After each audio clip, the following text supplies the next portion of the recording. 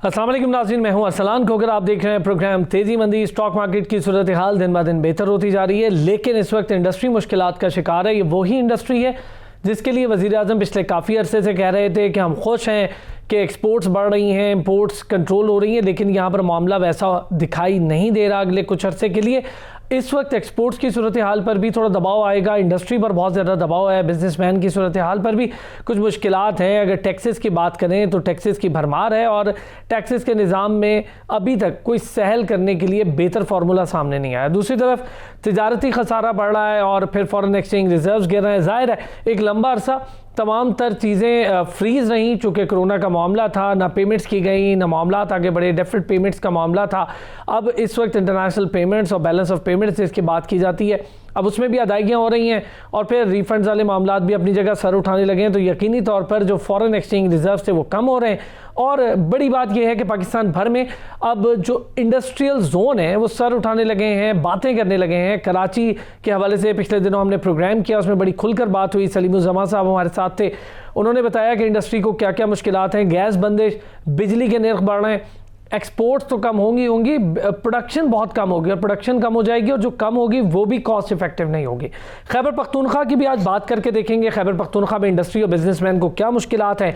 फिर गंदम के लिए एक बार फिर दरामद का मामला है, गंदम मंगवाई जाएगी और फिर उसके हवाले से तमाम तर चीज़ें तय होंगी। लेकिन पाकिस्तान में जो दो मसाइल हैं, एक तो बिजली की मुसलसल बढ़ती कीमत और दूसरा एक बार फिर ये देखा जा रहा है कि गैस की कीमतें बढ़ी और साथ ही साथ अब पेट्रोल की कीमतों की बारी एक बार फिर आने लगी है कि कहीं पेट्रोल 12 रुपये तक बढ़ाने की बात हो रही है। लेकिन 12 अगर नहीं भी बढ़ता और 3-4 रुपये भी बढ़ जाता है तो फिर लोगों के लिए मुश्किल होगी। हमें फ़हीम सरदार साहब माहिर मुआशियात हैं, उन्होंने ज्वाइन किया है। सीनियर नायब सदर सरहद chamber of commerce and industry मंजूर इलाही साहब, उन्होंने भी हमें ज्वाइन किया। दोनों हज़रात का बहुत शुक्रिया।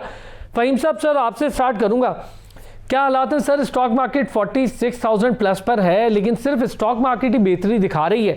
क्या वजह है सर स्टॉक मार्केट में इतनी ज़्यादा बेहतरी की? क्या हम अभी तक कुछ बेहतरी के इशारे जो हैं वो पुराने वाले तमाम इंडेक्स को समझ रहे हैं कि जो एक्सपोर्ट्स के हालात बेहतर हुए हैं, या फिर वाकई में जो स्टॉक मार्केट है उसमें इन्वेस्टमेंट आ रही है? जी अरसान, बहुत शुक्रिया। नहीं, इन्वेस्टमेंट आ रही है आपकी स्टॉक मार्केट में, इसीलिए तो आपका वॉल्यूम बढ़ रहा है। वॉल्यूम 400 मिलियन से ऊपर है, आज 440 मिलियन के करीब है। तो ये ऐसे नहीं होता, इसका मतलब है कोई ख़रीद रहा है। जब कोई ख़रीद रहा है और मार्केट बढ़ रही होती है तो उसका मतलब है कि इन्वेस्टमेंट आ रही है। ज़ाहिर बात है, अगर स्टॉक मार्केट 46,000 पे जो 46,500 के करीब जो पहुंची हुई है और वॉल्यूम ना होता तो अभी मैं कुछ ज़ाहिर बात है इसका ऑपोजिट कह रहा होता है कि अभी मार्केट में वो सेंटिमेंटल हुई हुई है। ज़ाहिर बात है आपको जो वॉल्यूम नज़र आता है इसका मतलब है काम हो रहा है, तो उसका मतलब है लोग आ रहे हैं, इसका मतलब है लोग बेच भी रहे हैं, लोग ख़रीद भी रहे हैं, ट्रांजैक्शंस बढ़ रही हैं। जो हर इकॉनमी का असूल होना चाहिए कि आपकी ट्रांजैक्शंस बढ़नी चाहिए। हम इंडस्ट्री पर भी बात करेंगे बाद में, लेकिन जो इस वक्त जो स्टॉक मार्केट में एक दो जो वाज़े तौर पर चीज़ें नज़र आ रही हैं कि इसमें इनफ्लो आ रहा है फंड्स का। सर लेकिन डॉलर की सूरत हाल वहीं की वहीं है फ़हीम साहब, और फिर हम देखें तो कोई ऐसी खातिर खा कमी नहीं आई डॉलर की कदर में भी। फिर उसके साथ साथ 7% जो फ्रीज़ रखा गया है इंटरेस्ट रेट, क्या वो एक अच्छी खबर थी स्टॉक मार्केट के लिए? अच्छी भी थी, लेकिन मतलब हम बहुत जल्दी इंटरेस्ट रेट बढ़ा भी देते हैं ना, वो हमें आदत है बिला वजह इंटरेस्ट रेट बढ़ा देने की। आपको पता है मेरे उस पर क्या व्यूज़ हैं। ठीक, जो आप कितने सालों से मैं बोल रहा हूँ। देखिए, आपको 2-3 चीज़ें हमें ज़रा गौर करनी पड़ेंगी। पिछले क्वार्टर में ये नंबर्स मेरे सामने हैं कि 3.9% रुपया बेहतर हुआ है, साल के लिए 15% गिरा है। सो ये जो है कि क्वार्टर के अंदर रुपये बेहतर हुआ है, ये शो कर रहा है कि आपकी एक्सपोर्ट्स बढ़ रही हैं, आपके रुपए पे प्रेशर उस तरह से थोड़ा सा कम होना शुरू हो गया। इसका ये नहीं मतलब कि मसले हल हो गए, इसका ये मतलब है कि ठीक तरफ शायद चीज़ें चल रही, बट इनको मुस्तकिल क्वार्टर्स अपॉन क्वार्टर्स इस तरह चलने होंगे। इसके लिए जो स्टॉक मार्केट में जो मैं एक बात कहना चाह रहा हूँ, जो बहुत वाज़े तौर पर मैं कह देना चाहता हूँ, ये कि इनफ्लो आ रहा है कहीं से। इनफ्लो कहाँ से आ रहा है? आपको याद है इस्लाम, कई दफ़ा आपसे डिस्कस भी किया है कि इस मुल्क में पैसा बहुत है लेकिन वो साइड लाइन्स पे होता है, वो थोड़ा साइड लाइन से अंदर आ रहा है। यानी कि लोगों ने अगर घर में रखे हुए थे वो ला रहे हैं, अगर वो हुंडी के थ्रू आ रहा था तो अब ऑफिशियल चैनल के थ्रू आ रहा है। अब आपको एक चीज़ जो हमें रियलाइज़ करनी चाहिए वो ये है कि आपके मुल्क में फॉरेन एक्सचेंज इनफ्लो बढ़ गया है रोशन डिजिटल अकाउंट की वजह से, नया पाकिस्तान सर्टिफिकेट्स की वजह से। उससे क्या होता है कि आपकी जो पहले के ज़्यादा प्रेशर्स थे वो अभी भी हैं, ऐसी बात नहीं कि प्रेशर्स ख़त्म नहीं, वो थोड़े कम हो गए। स्टॉक मार्केट अगर खुल रही है, अगर वो थोड़ी सी ज़्यादा एक्टिविटी कर रही है, तो ये भी गौर कीजिएगा कि किन शेयर्स में कर रही है वो शेयर्स, वो कंपनीज प्रॉफिट शो कर रहे हैं। अच्छा फ़हीम साहब, चलें, आपने बात बड़ी सही की, इस पर थोड़ा सा और भी मैं बात करूंगा। जो शेयर प्राइस है उस पर भी थोड़ी सी डिटेल आपसे गुफ्तगू करता हूँ। मंजूर साहब को भी इन करते हैं। मंजूर साहब कैसे हैं सर? जी शुक्र अल्लाह का, मेहरबानी। मंजूर साहब, क्या सूरत हाल है खैबर पख्तूनख्वा में इस वक्त? गैस बंदिश के मामलात हैं, बिजली के निर्ख बढ़ रहे हैं। मैं पूरे पाकिस्तान से देख रहा हूँ कि अब आवाज़ें उठ रही हैं, जहाँ जहाँ इंडस्ट्री है, चाहे वो छोटे पैमाने की हो, बड़े पैमाने की हो, जिस पर एक्सपोर्ट्स का इन्हिसार रखा जाता है, वो इंडस्ट्री ही अब मुश्किल का शिकार है। जी बिल्कुल, फ़र्क आ रहा है, इफेक्ट हो रहा है बहुत ज़्यादा। बिजली महंगी होने से ज़्यादा कॉस्ट ऑफ बिजनेस तो बढ़ जाएगी, तो कम्पिटिटिव नहीं रहेगी मार्केट एक्सपोर्ट के लिए।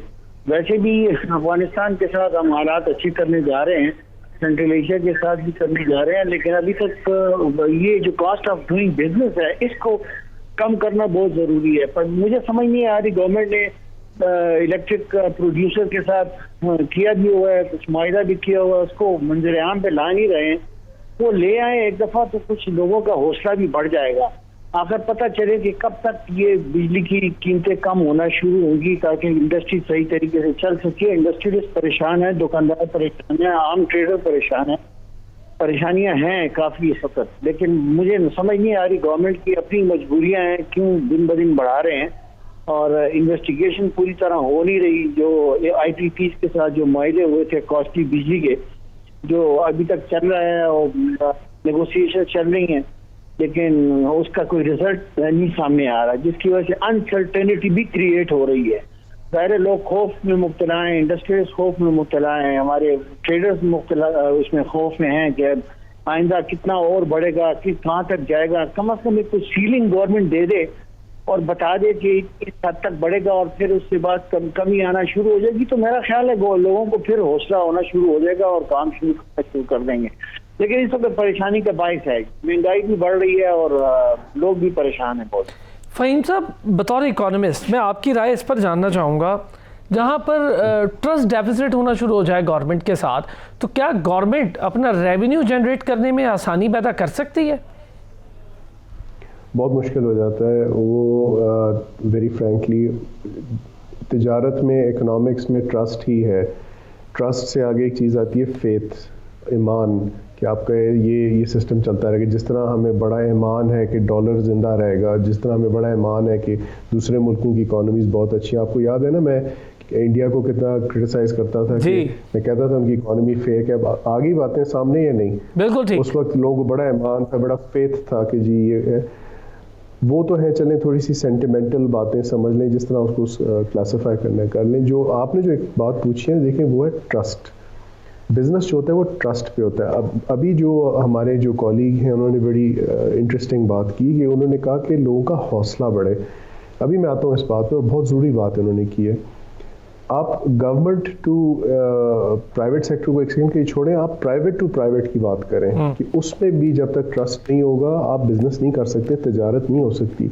हमारी ऐसी मंडियाँ हैं पाकिस्तान में, मैं बहुत फ़ख्र से कह रहा हूँ कि जहाँ पे ज़बान पे करोड़ों, शायद अरबों की ट्रांजैक्शंस हो जाती हैं, सौदे हो जाते हैं, और कोई डिफ़ॉल्ट नहीं होता।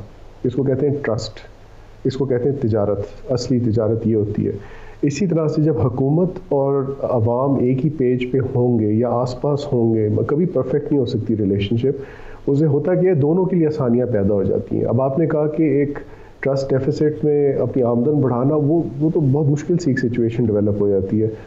अभी इस वक्त मिसाल के तौर पे आज एक ऐड निकला है FPR का, पता नहीं किसी ने गौर किया उस पर, नहीं किया, कि वो अपनी रिफॉर्म्स की बातें बता रहे हैं आवाम को कि हम ये टैक्स में ये कर रहे हैं, ये आपको सहूलत है, ये है।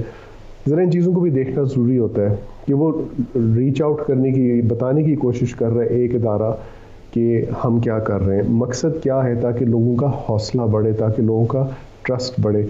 अगर किसी जहां आपका ट्रस्ट बढ़ता है वहां पे सच्ची बात है कि आपकी तिजारत बढ़ जाती है, आपके हर इकोनॉमी को नापने का एक बड़ा आसान सा तरीका है, वो मेरे लिए तो बहुत फ़ायदेमंद रहा है। वो ये है कि आप ट्रांजैक्शंस का नंबर चेक करें। बिल्कुल ठीक। अच्छा फहीम साहब, एक छोटा सा मुझे ब्रेक लेना है। आपने बात बड़ी इंपॉर्टेंट कर दी है, मैं दोनों हजरात को इसमें साथ रखता हूँ। एक ब्रेक ले, तो ब्रेक से वापस आते हैं तो ये जो ट्रस्ट डेफिसिट वाला मामला है इस पर बात करते हैं। गवर्नमेंट ये क्यों पैदा कर रही है? अगर पैदा कर रही है तो बिजनेसमैन और जो बिजनेसमैन तबके को रिप्रेजेंट करते हैं चैम्बर ऑफ कॉमर्स, उनके साथ गवर्नमेंट के डायलॉग तो होते हैं, लेकिन बतौर स्टेक होल्डर उनकी मुशावरत पर कोई अमल दरामद होता दिखाई नहीं देता। इस पर बात करते हैं ब्रेक के बाद आके।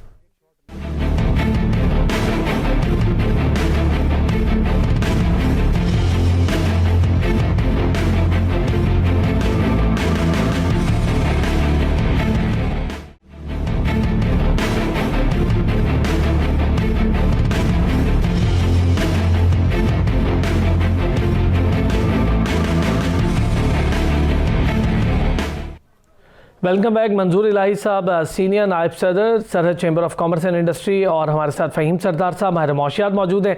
फ़हीम साहब जो बात कह रहे थे मैं ज़रा उसी को कंटिन्यू करता हूं और फिर थोड़ी मंजूर साहब से इस पर बात करता हूं। मंजूर साहब, स्टेक होल्डर्स का ऑन बोर्ड होना और फिर एक डायलॉग्स की सूरत हाल इख्तियार करना, लेकिन उसके बावजूद मुशावरत होने के बाद अमल दरामद ना होना, इस तरह जो मामलात हैं ये कैसे चलें? चले मैं ज़रा ये बात फ़हीम साहब से पहले कर लेता हूँ। फ़हीम साहब, सर जैसे अक्सर चैम्बर ऑफ कॉमर्स की आप शिकायत सुनते रहे हैं, हमारी प्रोग्राम में भी, वैसे भी आप बेहतर जानते हैं, ऑन बोर्ड ले लेते हैं, मामलात बेहतर करने की बात होती है, मुशावरत होती है, अमल दरामद नहीं होता। अगर ये हो जाता इन 2.5-1 सालों में तो मेरा ख्याल है गवर्नमेंट के लिए FBR रिफॉर्म्स करना, जिसका आप जिक्र कर रहे थे, आसान होता। तिजारती पॉलिसी एक बेहतर तरीके से ड्राफ्ट हो जाती, और फिर जो इंडस्ट्रियल हम एक अचानक से कहते हैं इनकलाब आ जाएगा और इस तरह हो जाएगा उस तरह हो जाएगा, वो 2 इंडस्ट्री कुछ बेहतर शो कर रही थी, एक कंस्ट्रक्शन और एक थोड़ा बहुत टेक्सटाइल ने किया, लेकिन अब उसमें भी मुश्किलात है चूँकि वहाँ भी गैस की बंदिश है। फ़हीम साहब। अरसलान, एक तो आपके सवाल इतने सिंपल होते हैं ना कि वो इंसान सोच में पड़ जाता है कि बेसिकली देखें, अगर मशावरत हो रही है और वो चीज़ आगे नज़र नहीं आ रही तो उसके बेसिकली 3 या शायद 4 वजूहात हैं। एक है कि वो मशावरत सक्सेसफुल नहीं रही, दूसरी है कि जो आइडियाज़ आए थे वो या तो अच्छे नहीं थे या इम्प्लीमेंट नहीं हो सकते, तीसरी बात ये होगी पॉलिटिक्स। मैं फ्रैंकली बात करूँगा कि उसमें सियासत आती है कि इंटरनल इश्यूज़ होते हैं। कई दफ़ा होता है कि गवर्नमेंट चेंबर के इश्यूज़ होते हैं, कई बार चेंबर के इश्यूज़ होते हैं, चेंबर के FPCCI के साथ कोई इशू होता है। फिर ये होता है कि शायद कोई और एक्सट्रेनियस फैक्टर्स, कोई और ऐसे वजूहात हैं जो अभी होने नहीं दे रही चीज़ों को। मिसाल के तौर पे आपने गैस का जिक्र किया, देखिए गैस की सीधी सी बात है, पाकिस्तान में शॉर्टेज है, और एब्सोल्युटली जो बिजनेसमैन है उसको तो यार एक स्टेबल प्लेटफॉर्म चाहिए ना, उसको अब ये तो नहीं चाहिए कि वो प्लेटफॉर्म ऐसे हिलता रहे सारा वक्त, वो तो अपने आप को स्टेबलाइज करने में लगा। तो यही डिस्कशन शायद पिछले प्रोग्राम में हमारी हुई थी जब वो हमारे कॉलीग आए थे काटी से। तो देखें, जब गैस की रिक्वायरमेंट है, इलेक्ट्रिसिटी की रिक्वायरमेंट है, ये सारे जो हैं ये इनपुट्स हैं, और इन इनपुट्स में अगर आपकी स्टेबिलिटी होगी, आपका सुकून होगा, तो फिर बिज़नेस पे फोकस किया जा सकता है। अगर इन पे अगर इनमें टर्बुलेंस आनी शुरू होती है, अगर उतार चढ़ाव आना शुरू हो जाते, कभी गायब है कभी है, तो वो फिर बिजनेसमैन क्या ही करेगा उसमें, वो फिर वो सारा वक्त अपने आप को सर्वाइवल मोड में ही लेके चलते हैं। इस वक्त एज वी स्पीक पाकिस्तान में जो मेरे ख्याल है कोशिश की जा रही है कि ये स्टेबिलिटी किसी तरीके से लाई जाए, और उसमें अगर मुशावरत हुई है और वो चीज़ क्लियर नहीं हो रही, मैं फ्रैंकली कहूँगा कि ये बैठ के एनालाइज करना पड़ेगा कि किस वजह से नहीं। अच्छा फ़हीम साहब, मैं चाहूँगा कि ज़रा ये बात मंजूर साहब से भी पूछ लेते हैं। मंजूर साहब, सर मुशावरत होती है, ऑन बोर्ड लेने की बात होती है, लेकिन अमल दरामद नहीं होता, फिर जो सिफारिशात दी जाती हैं चैम्बर ऑफ कॉमर्स की तरफ से उस पर अमल दरामद होता नहीं दिखा। ये बताएं सर, सूबाई हुकूमत और फेडरल किस हद तक जेल होते हैं आपके चैम्बर ऑफ कॉमर्स के साथ, और फिर क्या कोई फ़ायदा भी हुआ है बिजनेसमैन को इस बात का कि जो कुछ सिफारिशात आप देते हैं तो उसका कोई अच्छा बेहतर अमल दिखाई भी दे? सर गवर्नमेंट, मैं समझता हूँ कि गवर्नमेंट तो कोशिश करती है। हेलो जी जी, आवाज आ रही है आपकी। जी, मैं समझता हूँ कि गवर्नमेंट, ये जो प्रेजेंट गवर्नमेंट है ना, इसका अच्छा फ्रेंडली रिलेशनशिप है इसके साथ, चैम्बर के साथ भी और प्राइवेट सेक्टर के साथ भी। बदकिस्मती से लेते तो हैं हमसे इनपुट, लेकिन उसके ऊपर इम्प्लीमेंटेशन बहुत ही कम होती है। मतलब 90% इम्प्लीमेंटेशन नहीं होती, 90% उसको कंसिडर नहीं किया जाता। 10% अगर कोई ऐसा जो ब्यूरोक्रेट्स को अच्छा लगे, मैं बड़ा साफ बात करूंगा, हमारे मुल्क में इदारे बड़े तबाह हुए हैं पिछले 30-40 साल से, जिसको ठीक करने की प्रेजेंट गवर्नमेंट कोशिश कर रही है। लेकिन हमें खुशी है कि गवर्नमेंट अपने तौर पे इन्हें मिनिस्टर्स वगैरह हमारे आते भी हैं चैम्बर, हमें वेटेज भी देते हैं, हमारे पॉइंट्स को भी नोट करते हैं, लेके भी जाते हैं, लेकिन आगे इम्प्लीमेंटेशन बहुत कम होती है। बिल्कुल मैं आपके साथ वो करता हूँ कि नहीं होती इम्प्लीमेंटेशन, हमारी इनपुट्स में कोई कंसिडर नहीं करते हैं। अच्छा मंजूर साहब, एक चीज़ तो चले ठीक है, आपने बिल्कुल दुरुस्त कहा कि इम्प्लीमेंटेशन नहीं होती। दूसरा मामला ये है, आपने देखा होगा हालिया जब लिस्ट लग जाती है ट्रांसपेरेंसी की पूरी दुनिया के सामने, तो उसमें हमारा इंडेक्स जो है वो और ख़राब होना शुरू हो जाता है करप्शन का। हम 124वें नंबर पर आ जाते हैं, 117 और 120 पर जाते हैं 124 पे। ऐसी सूरत हाल में ज़ाहिर है जो बाहर से सरमायाकारी करने पाकिस्तान आएगा वो तो देखेगा पहले कि करप्शन की क्या सूरत हाल है, मुझे सरमाया पाकिस्तान लेके जाना चाहिए या नहीं लेके जाना चाहिए। क्या कहते हैं मंजूर साहब?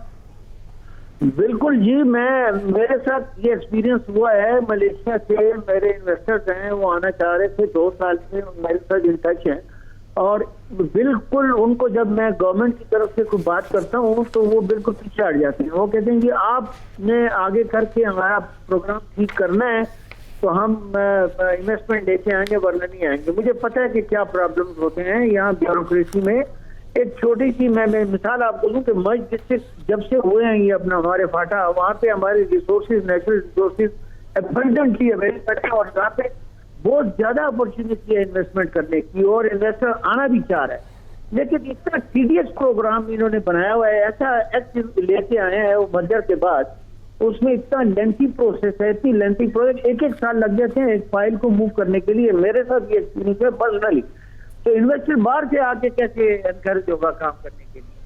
तो इस चीज पर हम कोशिश तो बहुत करें चैम्बर की सतह पे भी, लेकिन वही बात है कि इदारों की तबाही इतनी ज्यादा है ना, जिनके लोगों के में करप्शन बिल्कुल बढ़ी है, कम नहीं हुई है।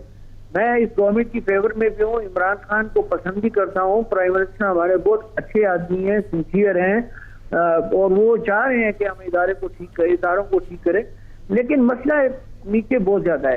सर एक मसला ये, फिर कौन नहीं चाह रहा कि इदारे ठीक हों? ये बड़ा मसला है कि अगर प्राइम मिनिस्टर चाहते हैं कि इदारे ठीक हों तो फिर होने चाहिए। फिर वो कौन है जो नहीं चाह रहा कि इदारे ठीक हो? जाहिर है उनकी टीम है जिसने काम करना है। मैं फ़हीम साहब से भी इस पर बात कर। फ़हीम साहब, ट्रांसपेरेंसी की रिपोर्ट क्या असर डालेगी सर पाकिस्तान की मईशत पे मजीद?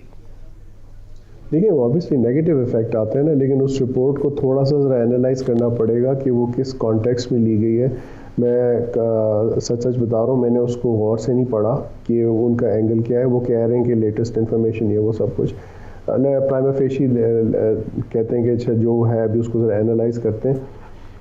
पहली तो बात ये परसेप्शन है, दिस इज़ नॉट रियल। पिछली दफ़ा भी यही हुआ था कि उन्होंने थोड़ा सा डिप दिखाया था, फिर कहते हैं ये परसेप्शन है, this may not reflect reality. दूसरी बात ये है कि कोविड की सिचुएशन में एक हर चीज़ हिल जाती है, आपकी एवरीथिंग इज़ पॉज्ड। आपके जो भी केसेस हैं, जो भी हैं, वो देखना पड़ेगा कि वो एक्सेलरेट हुए थे या पॉज हुए थे।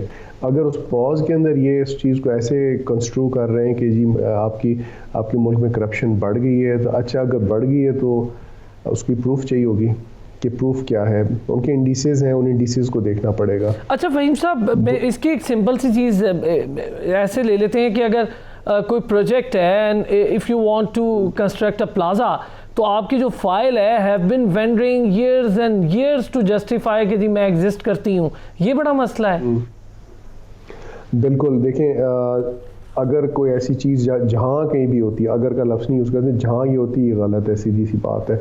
दुनिया के अंदर जहाँ भी, अब हम बिजनेस की बात करेंगे, बिजनेस वहाँ फ्लरिश करता है वहाँ जहाँ भाई ईज ऑफ डूइंग बिजनेस का कोई तरीका कार। फ़हीम साहब, मैं एक छोटा सा ब्रेक लेता हूँ, ब्रेक से वापस आता हूँ तो मंजूर साहब और फ़हीम साहब हमारे साथ मौजूद हैं, यहीं से बात को शुरू करते हैं।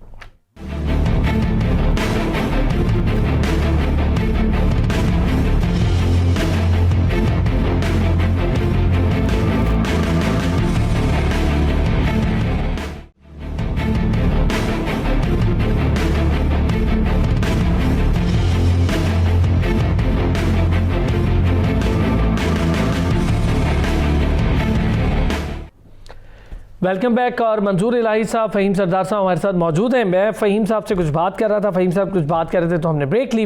मंजूर साहब, सर कर्ज निजी शोबे ने 65% ज़्यादा लिया है, इसका मतलब कि बिजनेसमैन अब कर्ज पर इन्हिसार कर रहे हैं, तो जाहिर है कर्ज लेंगे तो कैसे चलेगा सर काम? सब बात ये है कि कर्ज अगर नहीं लेंगे तो काम कैसे चलाएंगे, बात ये भी है ना। कोविड ये भी बात ठीक है। पिछले 1 साल से मेरी आवाज आ रही है? जी आ रही है, बिल्कुल सर, ये आपकी बात दुरुस्त है। हाँ, कोविड की वजह से 1 साल से पिछले साल एक साल से तकरीबन लोगों का कारोबार बहुत खराब हो चुका हुआ है और लिक्विडेशन का मसला है, लिक्विडिटी इतनी ज्यादा नहीं है, तो बोरोइंग के ऊपर तो डिपेंड करेंगे बेचारे, क्या करें, लोग परेशान हैं, जाहिर है उन्होंने काम चलाना है, बिजनेस चलानी है, तो आहिस्ता आहिस्ता शायद रिकवरी भी हो जाएगी, लेकिन हो सकता है इतनी ज्यादा ना हो, लेकिन टाइम लगेगा इसके ऊपर। जाहिर है कि 1 साल का इम्पैक्ट जब पूरी दुनिया में इकोनॉमिक कंडीशन बहुत खराब हुई है तो पाकिस्तान के ऊपर भी इफेक्ट हुआ है। फिर भी हमने कोविड को गवर्नमेंट ने तो कंट्रोल किया अपने तौर पे, लेकिन बिजनेस जाहिर है खराब हुआ है, छोटा बिजनेसमैन भी खराब हुआ है, मिडिल वाला भी खराब हुआ है, छोटी इंडस्ट्री भी काफी इफेक्ट हुई है कोविड की वजह से, सेल्स की वजह से, एक्सपोर्ट्स की वजह से। तो अब इंशाल्लाह थोड़ा थोड़ा ये शुरू हुई है मूवमेंट इसमें, और ये ज्यादातर बोरोइंग जो है कंस्ट्रक्शन में और कंस्ट्रक्शन से एलाइड इंडस्ट्री जो है क्योंकि वो चलना शुरू हुई है, इसी तरह टेक्सटाइल इंडस्ट्री जो है वो चलना शुरू हुई है। अब टेक्सटाइल इंडस्ट्री में भी ज़ाहिर वेंडर्स भी बहुत हैं, छोटे छोटे जो डाइंग वगैरह करते हैं, और स्पिनिंग मिल्स तो खैर बड़ी मिल्स हैं, तो ज़ाहिर है उनको भी चलाना होता है, फिर उनको चलाने के लिए बोरिंग तो करेंगे, बोरिंग जरूरी है, जब एक्सपोर्ट्स बढ़ेंगी, मूवमेंट शुरू होगी, पहिया चलना शुरू होगा इकोनॉमी का, तो रिटर्न भी आना शुरू हो जाएगा। सर सही है, लेकिन फिर भी बोझ बढ़ता जा रहा है। मैं जरा फ़हीम साहब का भी इस पे इनपुट लेता हूँ। फ़हीम साहब, सर चाहूंगा जरा आप भी इस पे कमेंट कर दें। जी आवाज आ रही है आपको? जी आ रही है।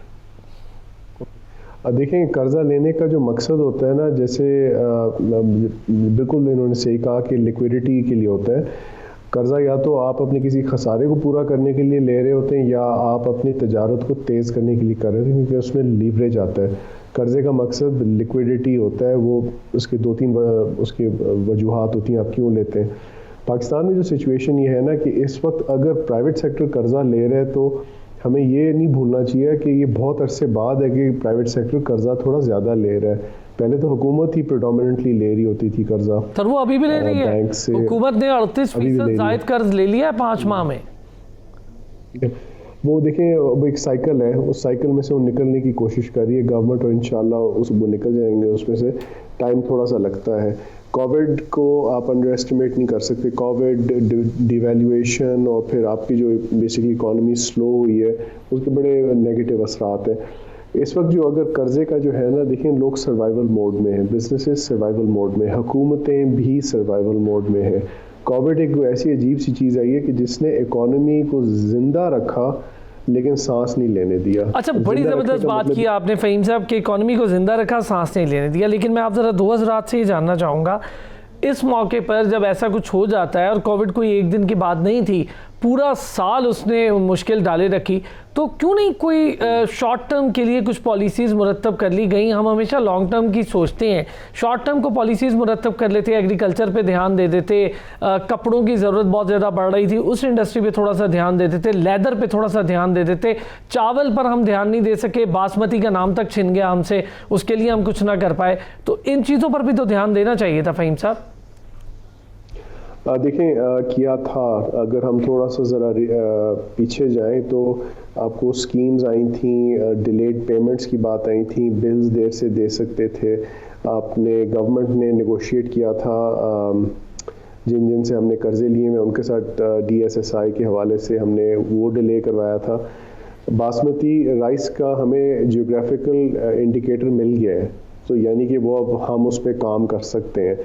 जो आपकी बात बिल्कुल सही है कि जब इकॉनमी स्लो होती है तो आप क्या स्टॉप कैप अरेंजमेंट क्या आप कर सकते हैं। इसमें मैं एक तजवीज़ सामने रखना चाहता हूँ जिसका मेरा ख्याल है बहुत फ़ायदा होता है, वो ये होता है सिमुलेशन करना। जब आपकी हालात बेहतर होते हैं, अच्छे होते हैं, अच्छा होता है कि अगर आप किसी बुरे हालात की सिमुलेशन करके देख लें कि अगर ये होगा तो फिर हम क्या करेंगे। वो जो फायर एक्सटिंग्विशर जो होता है वो कब रखा जाता है एक दफ्तर में या घर के अंदर, जब आग नहीं होती।